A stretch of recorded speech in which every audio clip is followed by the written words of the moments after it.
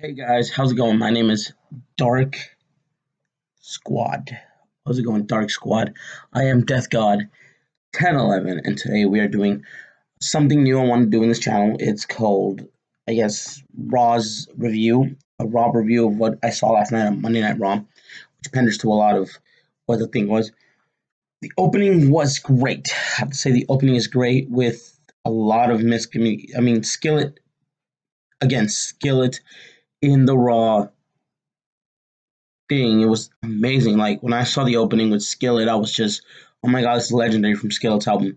This was an amazing pattern. The set was completely different. It was amazing. It was an amazing set and everything very different. Then we get into the beginning of the night with Rey Mysterio again. I don't know why they do it like this, but Rey Mysterio again cutting a promo on why he, uh, cutting a promo about why he was going to win the Universal title for his son, why he didn't quit because of his son. When I saw Brock Lesnar come down the ring, I was like, okay, Brock Lesnar, let's see what we got. Pandering to it, I guess it's to set up a match against him and Cain Velasquez. Cain Velasquez beat him, which is kind of awkward. I saw the match; it was funny. So then it's between Kim and Cain Velasquez. So Rey Mysterio gets, I guess, F5, and then a suplex F5, and then he goes to the crowd and pulls out Eddie Guerrero's son, Rey Mysterio's son. He pulls out Rey Mysterio's son, Dominic, and throws him into the thing, giving a big beatdown. This is a good way to show what Brock Lesnar is made of. I think people know what Brock Lesnar is made of, and I guess this is also a good way to feel sorry for Rey Mysterio for him constantly putting his son into this stuff. So that's also what I got from that angle. Now, do I think Rey Mysterio could have done better? Do I think they could have done better with this? I think they could have been a better booking, like Seth Rollins coming down after he sent a tweet that he was looking forward for the match. Seth Rollins coming down and beating the shit out of Brock Lesnar. Guess that could have been a good booking for Seth Rollins. Not having to see him way in there saying he wants to be part of the Hulkmania team. But I think it was a good way to put the crowd over Rey Mysterio, over Dominic, who is soon to be in NXT. That's a good way to put him over. I mean, they could have had Kalisto or somebody else from Mexico defend the Masked Luchador. Then it goes on to the first match of the night, which right here on the WWE thing had Sasha Banks versus Becky versus Alexa Bliss. Sasha Banks distracting Alexa Bliss with with Bailey promo, and then this left a good match for the Hell in the Cell between Becky Lynch and Sasha Banks. Do I think Becky Lynch will walk out champion? I think she might not, due to the thing that Sasha Banks has won the first ever women's Hell in the Cell. So this is big for her to finally step into a Hell in the Cell after Sasha Banks actually did the first one versus Charlotte Flair, which I thought was a good match and a good way. This was a good segment show to put Becky Lynch over Sasha, but not too much, more to the point where people actually want to view the Hell in a Cell.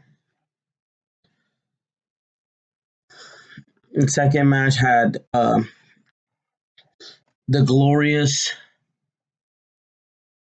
the glorious Robert Poop versus Ziggler Dolph Ziggler versus Heavy Machinery. Do I think they could have pushed Heavy Machinery closer? I think they could have pushed them way better than they did. I mean, it had some good angles with, Dolph Ziggler and Bobby Roode picking up the win. But not only that, but I think Heavy Machinery, people are pinned to the crowd of Heavy Machinery.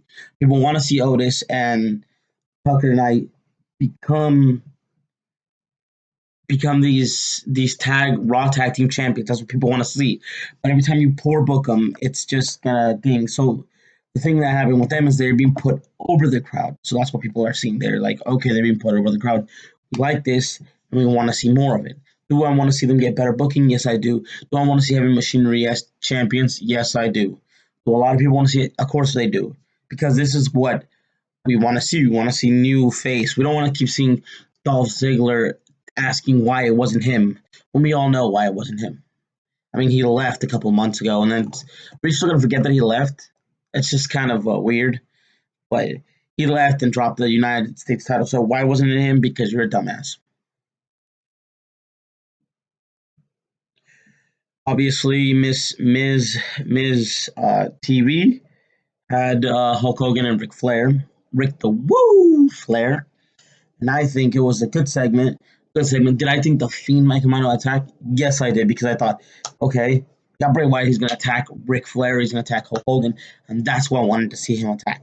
Hulk Hogan or Ric Flair. That would have been a great angle to show why he's the most terrifying superstar in all of WWE. That's what I wanted to see. So that was the thing. Still, I like Seth Rollins coming down and then getting his ass whooped, and then Rusev coming to step in. I think Rusev stepping in was a big thing. Do I want to see Rusev get pushed more? I think I want to see him get pushed more than just helping some superstar. I want to see Rusev get pushed into the direction where Rusev can actually become a champion one day, because he is a powerhouse. Do I wish Rusev do I want Rusev to maintain the WWE for as long as they can keep him pushing him? I would like that, but do I want to see Rusev spread his wings and go somewhere else? I think I would like to see him go to AEW or go to New Japan or Impact Wrestling, just to see what the feel is with Rusev. Because I think Rusev is a powerhouse and I think he is a powerful individual. Do I think that I want to see Seth Rollins in this tag team, or do I want to see Seth Rollins going one on one with The Undertaker? I would choose The Undertaker.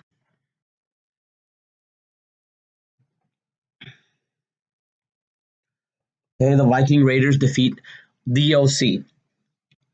This is a way of people crapping on the idea of the Bullet Club being in WWE when you put the name Bullet Club OC. This is a way of people getting pushed and people getting booked. This right here, Finn Balor, leader of the Bullet Club. Not once have I seen him with the OC. Not once. And that's because they don't want him. They don't want people to be like, "Oh shit, the Bullet Club's coming to WWE." No, they want to see, okay, let's put AJ Styles in front of this new organization called the OC. Do I think Carl Anderson and Luke Gallows could do way better under the leadership of Finn Balor? Yes, they can. Do I think that they can be champion again under the leadership of Finn Balor? Yes. Do I think that this is only a one way for AJ Styles to get more push and more continuity? No. I think AJ Styles is good on his own, and I think he is a good performer. Do I think that the Viking Raiders should be pushed and get a title championship match? Yes, I do. Ricochet defeats Cesaro. I really don't want to talk about that, because Cesaro, and they poor booking on Cesaro for the most part. They always have him fighting these undercards. Ricochet is not an undercard. He was a United States champion, but I want to see Ricochet fight for the heavyweight championship or the Universal Championship. I really don't want to see another match between Ricochet and Cesaro, since that's already been played out so much. I don't want to see another match between them. Speak of something I don't want to see again. I don't want to see Cedric Alexander versus AJ Styles for the 12th time. I do not want to see that ever again, because, again, this is WWE saying fuck 205 Live and fuck Cedric, fuck Mustafa, fuck Jack Gallagher, fuck the rest of the locker room of 205 Live, because they don't matter. Because this is the way of Vince McMahon saying fuck both of those guys, because they do not give Cedric Alexander a push. They do not give Cedric Alexander a way to him get pushed. And I think AJ Styles beating him down for the 12th time is really getting annoying, and it's really getting under it. And it's just proving to people why WWE hates AJ Styles. That's just like how I see the way of this thing. There's also another person I would like to see on TV who I haven't seen on TV for a while, which is EC3. I think EC3 was an amazing person back in Impact. Is he better here in WWE? I do not think so, because EC3 is just being pushed around and not giving any time. EC3 is a very good competitor, and I think if they gave him more time than just have him hanging around waiting to see if he can capture the 24/7 title, which is a joke. Capture the 24/7 title again from R-Truth or Carmelo, or waiting to see if Roger if Rockman Spud can become the 24/7 title and finally have sex with his wife. I don't want to see that ever again on TV. This is wrestling. This isn't some kind of comedian show. Lacey Evans versus Natalia. Lacey Evans is a good competitor. Natalia is a veteran again. I like the way they played this out. Lacey Evans picking up the win. Do I want to see Natalia ever get pushed and become a champion? Absolutely. I think Natalia is a powerful individual. I think the Hart Dynasty is very strong. I think her and her husband, Tyson Kidd, are the most underrated superstars, and I would like to see them. Okay, the piece to resistance, the coup d'etat. Do I say the plague? Okay, let's see. Bobby Lashley returned. There was okay before that. Good match between Seth Rollins and Rusev. I want to see that again. Seth Rusev having one off on Seth Rollins, having him off, almost capturing the title to the expense of hearing Bobby Lashley's music playing. This is where the crap fest comes in. Bobby Lashley comes out, and I was like, okay, Bobby Lashley, the fuck are we gonna see? He's gonna run down to the ring, beat up Rusev, beat up Seth Rollins, making him a part of Team Flair. Are we gonna see this? And he starts pointing at the entrance at the entrance. For like 2 seconds, I was like, what the fuck is going on? Then we get dun, dun, dun, dun, dun, dun, dun, dun, dun, and it's Lana. Showing off again why Paul Heyman loves a Jerry Springer fucking Raw. First Mike and Ellis, and now Rusev. This is where you look at the point and you go, hasn't this shit been played out already? First of all, I mean, are we just going to forget that Lana made out with Dolph Ziggler? Not only that, are we going to forget that she was flirting with The Rock in the backstage? And are we going to forget that this has been played out with AJ Lee making out with all those guys, including John Cena? And then what happened? Not only that, but this has been played out with Summer Rae. This has been played out with Rosa Mendes. This is played out with so many female superstars where Vince McMahon or Paul Heyman want to degrade them from superstars back to what they were, and that's just called divas. They're not divas anymore. They're superstars, and I think this angle of Lana and Rusev dry humping in the damn entranceway, I think I don't want to see it ever again because I don't want to see this again because this has been played out so many times. I mean, this is a good way to get Rusev to finally show why he is not under Lana's panties, like how they mention every single time Seth Rollins, instead of going the Beast Slayer Seth Rollins, Becky Lynch's boyfriend. That's what Michael Cole calls him, Becky Lynch's boyfriend. So I don't want to see that anymore because I think Rusev can do better without Lana. Do I want to see Lana and Bobby Lashley humping again on the entrance ramp, dry humping on the entrance ramp? No, I do not want to see that because I do not want to see them too because this is the point where you look at the thing and you go, what in the world have they done? Because wrestling used to be something that you would look forward to. Now it's just a dry hump. Again, this segment with them kissing has already been played out between AJ Lee, now Lana, Rosa Mendes, Summer Rae. Do I want to see them? Oh, and Mickey James at one point when she made out with some chick. Oh, and Eva Marie. Almost forgot about Eva Marie. So do I want to see them do this again and play it out again and see what goes on? I really don't give a fuck about what's going on. I don't really give a fuck about the storyline because, one, I don't want to see Bobby Lashley and Lana keep by humping, which is kind of fucking obvious. Two, the end had the Fiend Bray Wyatt attack Seth Rollins. I think giving that as an ending to Raw shows why Bray Wyatt might capture the title, why Bray Wyatt should capture the title, and why Bray Wyatt should be the face of Raw. Because Bray Wyatt is the one putting in views to Raw, not Seth Rollins, not this whole storyline. It's always been Bray Wyatt. People want to see Bray Wyatt. People want to see the booking. People want to see it. Do we give a fuck about making out with Bobby Lashley? If Bobby Lashley and Lana slip the tongue, no one wants to see that shit. I think it's been played out. I think it's very dry. I think Paul Heyman is father of hardcore. I think Paul Heyman has better things than pandering to Vince McMahon and his whole pussy obsession with let me see if these guys make out and people get the crowd reaction.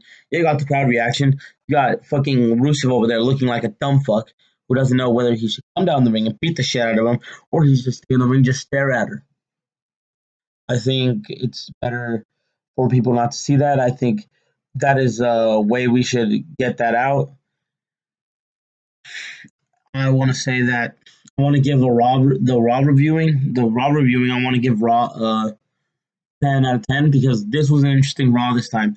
There was a lot of ups and downs, but this was a very interesting Raw. Do I want to see another Raw like this? Absolutely not. Do I want to see Lana and Bobby Lashley keep making out? No. Do I want to see Rey Mysterio get annihilated? Oh hell yeah, I do. Do I want to see a lot of more hardcore shit? Yes. Do I want to see the rating go from PG back to PG-13 or back to TV-14? Yes, I want to see it go to TV-14. Why? Because I want to see a lot of more. The reason people were into wrestling. I think the entrance, I think everything was amazing. I can't wait for SmackDown to see what they bring into the thing because SmackDown is the A show. I want to see what SmackDown brings in. I mean, the only thing I don't want to see from SmackDown is the best in the world, Shane McMahon. I am tired of seeing Shane McMahon. Sick and tired of Shane McMahon. I think Kevin Owens should kick his ass because I'm sick and tired of Shane McMahon. And I think Mustafa Ali should get a push, and I think so should Aleister Black. But that's my opinion. I think I think I'm gonna come back with another. I'm gonna come back with an Impact one tonight because Impact comes out tonight. Today in the night, Impact comes out. So I'm gonna come back with the Impact one. I'm gonna like this because Impact is back on Access, so I'm gonna see this. And then tomorrow, ladies and gentlemen, I am pumped. I will be seeing NXT, but I'll see NXT on the WWE Network. Yeah, I'm gonna see it on the network because tomorrow is the season premiere of AEW. AEW. This is a revolution. This is a paradigm shift. This brings everything we want about wrestling to its core. You have Jimmy Havoc, Sean Spear, Cody Rhodes, John Moxley, the Young Bucks, Los Boricuas, and you have Pentagon and Phoenix. You have Kenny Omega, Chris Jericho, Pac, and you have Hankman Page. Also, you might have Marty Scurll, but I want to see AEW. AEW is fucking everything. I love the way they're bringing AEW. I like the promos. I like everything about AEW. I like John Moxley being there. I fucking love AEW. Do I want to see AEW? Am I going to see AEW on Wednesday? You better sweet your ass. So, am I going to give you a review? Hell yes, I am. This was the Dark Knight signing off. Peace.